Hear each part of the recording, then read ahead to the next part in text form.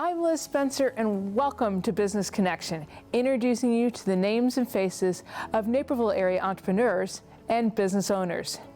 Today we welcome Duca and Lapaka to the show, as well as Coffer International. But stay tuned for Covenant Classical School, all here on Business Connection.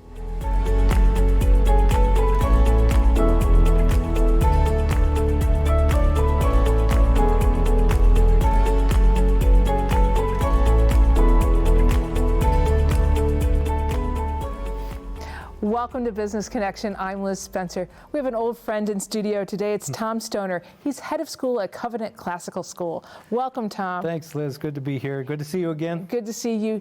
Tell me a little bit about Covenant. Yeah, well, Liz, we are constantly talking to parents who are concerned about the direction of their child's education, and those concerns may vary from, level of academic challenge to environmental challenges, and so we provide at Covenant a bold alternative. It's a very distinctive alternative of this classical Christian model for students in kindergarten through 8th grade. And so we talk to parents, and so that's what we do. So when you say this classical model, Christian model, what does that mean? Yeah. Classical schooling is the way that schooling used to be up until about 100 years ago, where with a focus on teaching kids how to read widely great literature, how to think deeply, making connections between subjects, and how to write well. We teach Latin, we teach a phonics-based approach to reading, we teach grammar and spelling and cursive writing and all the way education used to be. And it really works. Well, I've had the privilege of visiting your school, and I've really enjoyed it. That doesn't mean that your school doesn't embrace technology and use all those things that are cool, because I've seen kids doing amazing things with things that are so cool. No, that's a great question, and it's true. It's what and how we do it. Technology can sometimes be a situation where, especially in education, where the tail can wag the dog. Technology is a part of our lives, and we use it to implement our classical program. But we don't put devices in kids' hands early on, because devices aren't going to teach them how to read widely and to think deeply and to write well. So we have different goals for them early on. But as they get older, of course, it becomes a bit more of the program and a tool for research as they're learning how to write really good essays and papers and things like that. That's awesome. So last spring, and right now we're currently in this pandemic, how did your school react to it? What happened last spring? Impacted everybody, didn't it? It's just every school. Well, of course, it came up like a tidal wave so quick. We took our entire classical and Christian school program online. We had to, everybody. We used a program called Microsoft Teams for Education. And it was a powerful program, centralized, and it brought everything together. And all of our grades, from kindergarten through grade 8, their teachers were teaching live classes every day, students meeting with teachers online, centralized platform, and our parents were thrilled with the job that our teachers were able to do while taking our program in this unusual context. Nobody wants to do it. It's not the same as in person. We all know that. But our teachers rose to the occasion and did a remarkable, and our students and our parents rose to the occasion. Of course, a burden went on them. And it was really, really a good spring. We got through very strong. That's awesome. It challenged everyone. Yeah.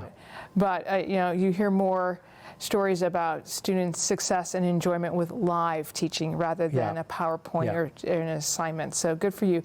What are your plans as we are looking at the fall? Yeah. Well, we've had a task force that's been working since May, meeting weekly, to go through the data, through recommendations, go through all the recommendations from the government and local authorities and everything. We're opening 5 days full-time education with the students on campus. We're bringing our kids back for what we call joyful learning in the classroom, and we've got a plan. It's available at our website, 30-page plan for how we're going to do so safely. This is an important time. We have to be taking all the necessary precautions for social distancing, for face masks, for cleaning measures, for ways that we can do it safely, but we're bringing all of our students in kindergarten through 8th grade back full-time, 5 days of in-class instruction. Why do you think it's so important that it's in-person instruction? Yeah.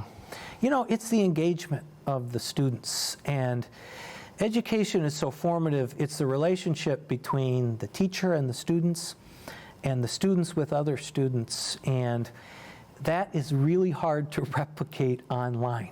That relationship and that interaction that is so formative, and that engagement.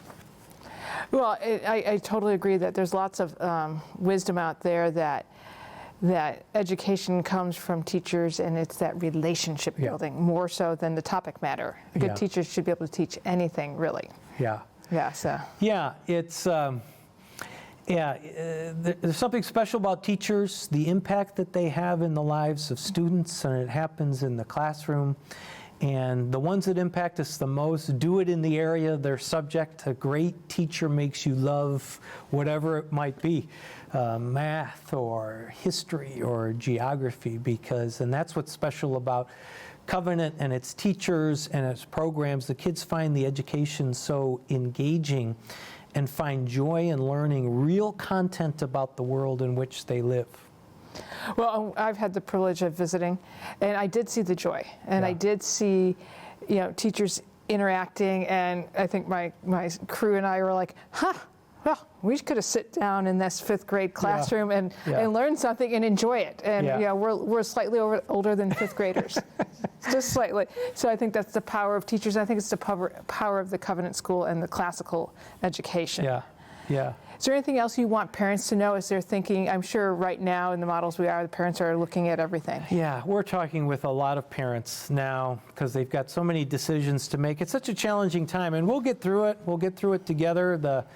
All of us in Naperville and beyond working together to get through what is really an unprecedented and unusual time. But I would tell parents, if you're disappointed or find yourself concerned about the direction of your child's education, this might be a good time to look at an alternative. And our classical Christian model in our community, we call it a community of grace, is a really distinctive alternative. And this might be a good time to come visit us and to check it out. Look at our website, covenantclassicalschool.org, and then come visit us and talk more about your situation and explore what we might have to offer. And we're talking to a lot of families, so now's a great time. Small class sizes make it possible for us to bring the kids back this fall. We're going to have class sizes of 8 to 14 students in each grade, kindergarten through 8th grade. So it makes it possible for us to do so safely. So I really encourage the call. That's right. Well, and the call is important because once somebody comes and visits and chats with you, that's where I think the magic happens there, Tom. Thanks so much for taking time out of the busy day. It's great to see you again. It's good to see you. Always appreciate it. Thank you for what you do. You are providing a wonderful service. Well, you as well. We appreciate NCTV 17 so much. Well, thank you so much. We're going to be right back with more Business Connections. Stay tuned.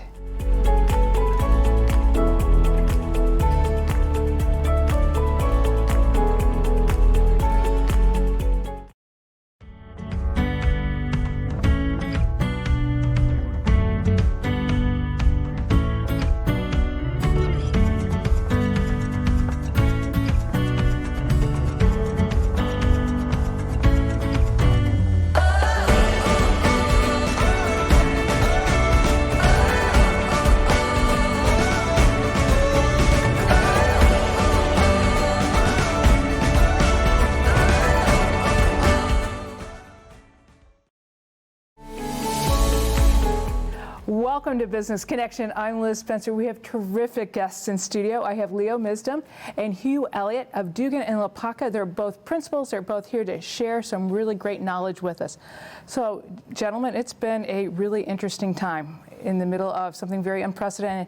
How have you heard from your clients? How have they been handling this particular? I'll start, and then maybe Leo can fill in. And I'll take the nonprofit side. So we serve over 100 nonprofits throughout the Chicagoland area, and generally our nonprofits are struggling. You know, they typically have June 30 year end. So we're seeing right now, as we're doing their audits, the results of what the pandemic has given them. And generally, we're seeing reduced program revenue because they're not able to have their programs, the camps, the counseling sessions, things like that, because they can't meet in person, obviously. But then, in addition to that, their fundraisers that started like in the spring with the galas, and then the golf outings and the other events they typically have in the summer, those have all been canceled or indefinitely postponed. So they're trying to replace those with virtual fundraisers, but that's really not bringing in the same revenue for them.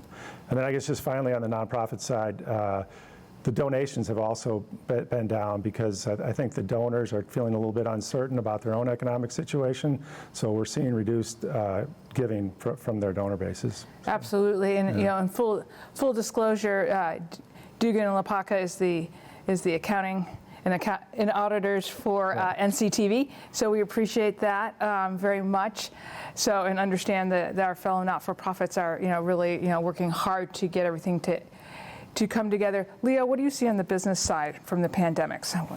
Yeah, currently what I'm seeing is when I'm looking at the second quarter of the year and working with the clients on their financials for that, I'm seeing about a 30% or more decrease in revenue for every client. And it's interesting because when I'm looking at their financial statements and going over them with them, their payroll is about the same as last year. And thank goodness that's because of the payroll protection loans. So they were able to go get a payroll protection loan and keep the people on payroll, whether they were working from home, not able to work, or whether they could do half their staff at the office. I'm also seeing that you see on TV about the restaurants, the retail, the hair salons that can't work. But distributors, manufacturers, contractors, physicians in particular, the doctors are in the hospitals really working hard and still producing revenue, but they had to close their clinics. So they're looking at a reduction. But also the supply line, or the supply chain, has pretty much come to a halt. So even a manufacturer is struggling to have the parts and things like that to produce what they're supposed to produce. So I'm seeing quite a reduction across the board. Right, that trickle-down effect is really big that we don't think about it.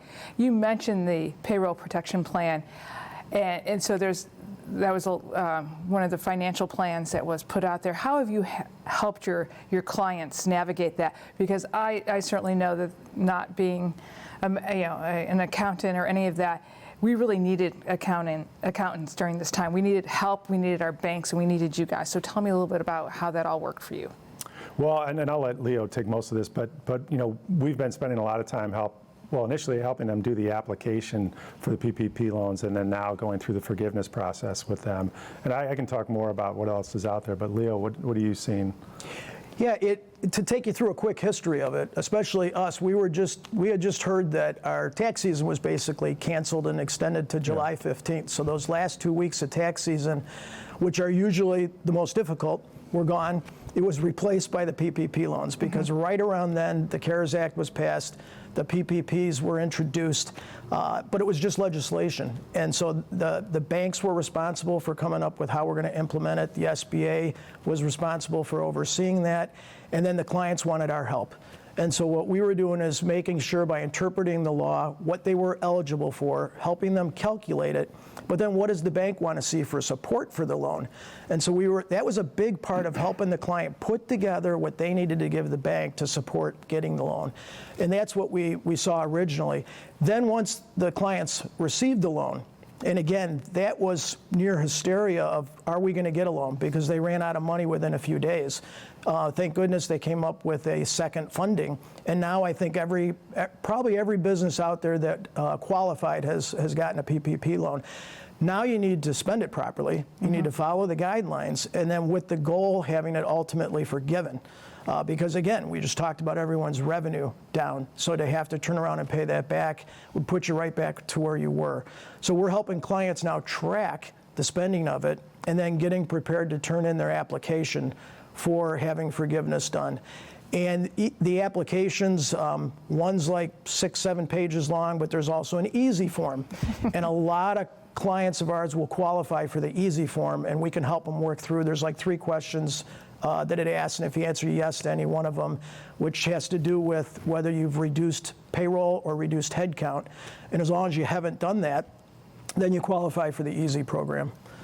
We're also seeing if you got the loan before June 15th, you qualified under the 8-week program. Many businesses struggled to spend the money within those 8 weeks. They recently came out then with the 24-week program. What I want to make sure is clients aren't afraid to go to the 24-week program. So many people understand the 8-week and they're afraid of the 24-week, but that's really to our benefit to follow that, and we can help clients work through that. Well, I think we've always appreciated accounting and accounting services, but businesses now with that type of, high level and need for accuracy and had to be right because otherwise you would get bumped. That's where I think you guys really showed up and were really helpful. And now the second half of that is to doing the forgiveness right, because you don't want to, nobody wants to get in trouble for it. So, and not-for-profits, you often play a different role in the sense that lots of not-for-profits are teeny tiny, so the executive director might be the finance manager as well. And I can tell you most EDs are not financial managers. Yeah, and they come to us. I mean, there's a little bit of hand-holding that goes on there, especially with the smaller organizations, which is great. And they give us a call, and since we're exposed to it and we work with it every day, we're able to help them out, and glad to do it. So what are you seeing as we look forward into this? What do you think the next year is going to hold, and what roles are you guys going to play for your businesses? There's several scenarios or possibilities, but we continue to work with our clients in terms of finding other alternative funding if they need it. There are programs out there like the EIDL loan from the SBA, which is still available. The PPP is still available for another few days anyway. There's grant programs in Dupage County, for instance, the Dupage County Grant Relief Program for small businesses, where you can get up to $15,000 as a small business, or $7,500 as an independent contractor. It's a fairly easy application process.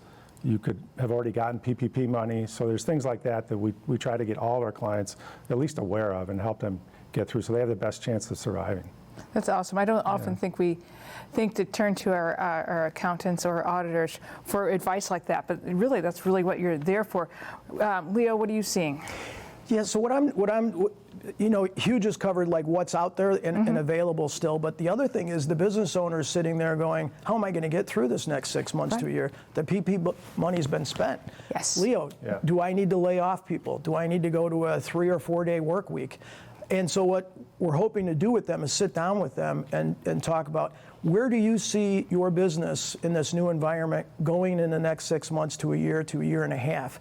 Where is it going to be? A lot of businesses have already kind of converted some things and are not taking advantage of this, but surviving because they found new ways to do business. And then where we come in is we sit down with them and say, now let's model this. And let's look at it financially. What's the cash flow requirements needed? Let's do a budget and put it together. Assuming now you don't have a PPP loan, your revenue consistently is going to be maybe indefinitely 30% less. How do we navigate this? All the people working from home now. Well, you just signed a 5-year lease and you got this big space, and what are you going to do with it? So what does that look like? So we're working with the business owners on that. And if I've learned one thing, though, from this virus, it's how resilient people are, and in particular business owners. So I see us getting through it. It's just taking the time to work through it. Well, I think also it's, I see us getting through it, but I think it's taking advantage of partnerships and relationships you have with Dugan and Lapaka and your wisdom. I mean, just listening and sitting here with you, I'm like, I've got some thoughts now. So, and I think that's working together, and I think that's where you guys play a huge role with your clients and your businesses and your not-for-profits. Completely thank you for what you've done and how you've helped during this crisis. And we'll be right back with more Business Connection.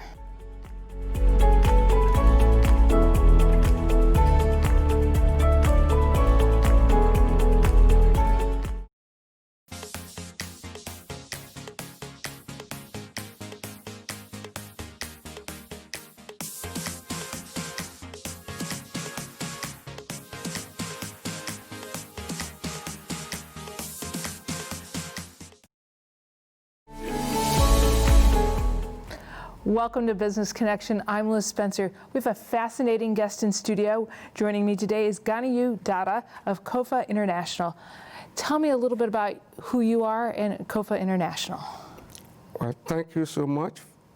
I am Ghanaian Dada, a former banker from Nigeria, then went to University of Illinois, degree in accounting, in Kobo, an IT specialist, an international trade specialist, using American Export Credit Agency programs, to develop Africa with U.S. money and U.S. technology to promote U.S. company in Africa. I think this is a fascinating topic. Tell me about why we should be looking at Africa as Americans. Well, Africa has about 12 million square miles to develop, which is big enough to take in the whole North America, the whole India, the whole China, and many Europe, and the whole Europe. And it's a virgin land, relatively. It has everything, but lacks capital and technology. And it has population. It has the market. Because we were colonized by Europeans in the past, and they kept us as market for European products. But today, the Chinese have taken the advantage to enter Africa in a big way, so the Americans should be there to take advantage if they want to become economic leader of the world. Because China is trying to take the position from America. So, and the only way to do that is for them to go there and trade with Africans so that they can maintain their leadership.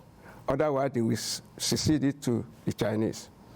Right, so you are looking, American manufacturers who are looking at Africa and think of it as that possible opportunity, you can help them with Coffer International. That is what we do. That's what we've been doing for the past 20, 25 years.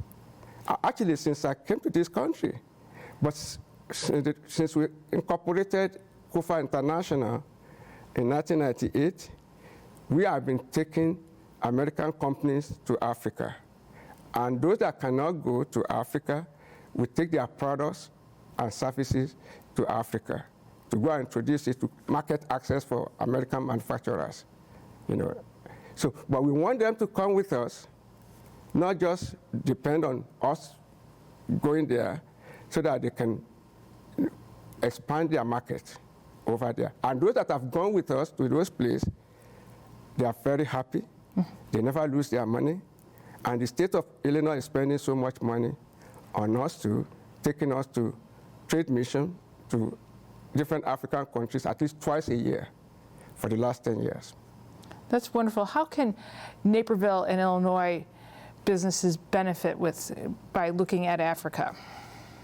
Well, it's a matter of education for them. Just like we have about 64,000 Americans in China, we want them to look at Africa. Africa has low labor costs, just like China. So, and they need every technology that exists in the United States. And this is the central bank of the world. There's low-cost capital here. So that is why we are teaching the Africans how to be credit-worthy so that they can benefit from U.S. credit to be able to trade with American manufacturers or American business people, knowing fully that United States is credit-based economy. So we don't do things on cash basis in most cases. So we are trying to educate Naperville area, Chicago area, Illinois companies to focus to look into Africa after COVID-19 so that they can go there, and increase their market share in Africa. Africans want them. They are the first people they want, the Americans, the American type of entrepreneurship, but we don't see them. So, but those that have gone to Africa with us, they are very happy. That's awesome. Well, we need to be looking at Africa because I think it's a wonderful next opportunity. It's time to do that. Tell me a little bit about the relationship between COFA and America's for Africa organization. How does that work? Well, Coffer has been going on for over 20 years now, promoting trade, which is business, strictly business. But there are a lot of challenges in Africa. You know, I can't even call it a developing economy. You know, it's a very young economy, relatively, to the United States. So they have so many challenges. So for us to be able to help them, you know, so we created Americas for Africa, a 501c3 organization, you know, to be able to donate, you know, used equipment, you know, for people to, and you know, to develop the type of American entrepreneurship until they be able to spend their money, particularly young schools, you know, young graduates and all kind of things, so that they can become entrepreneurs and then be able to buy American products in future. You know, so the relationship between COFA and America for Africa is because it's the same founder. One is used for business, and one is used for philanthropy. Well, but they go together. You need to develop the country and get that entrepreneur. You need to get that entrepreneurial spirit that is alive in Africa. Give it some skills so that it can seize what America wants it to. So tell me a little bit about what equipment do you need, particularly now for Americas for Africa? Well, as we are, our mission for Americas for Africa has advocacy for good governance, has human development in the area of quality education and quality health delivery, R&D, you know, culture, and promotion of peace between, you know, among African tribes. Now, today, what we need, what we are begging, what we are appealing to Americans to do for us is to donate money to our organization so that we can provide PPE to the doctors and nurses, you know, that are working in Africa who don't have enough. If you think of how we are coping with it in the United States, so you can imagine where there are no resources, relatively. Right. You know, in addition to that, we're looking for Americans that want to help us in the quality of education to give us, you know, used laptops, you know, to donate to the high school students, you know, or college students, so that we can give them e-education from here, you know, connect them with the system here, so that they can train them online on how to be a successful entrepreneurs. So those are the things we are looking for, you know, from the Americans on the philanthropic side, you know. You are trying to change the world. That is the goal. I think that you will make it. You are determined, you're articulate, I can just feel your passion for it. Thank you for dropping by and sharing what you're doing. We wish you a lot of success. I'm going to keep my eye on you because I want to see how you're doing. And I'm sure, as always, you're going to continue to soar. So thank you so much. Thank you so much. For giving us the opportunity. Yeah, well, I appreciate hearing from you. We'll be right back with more Business Connections. Stay tuned.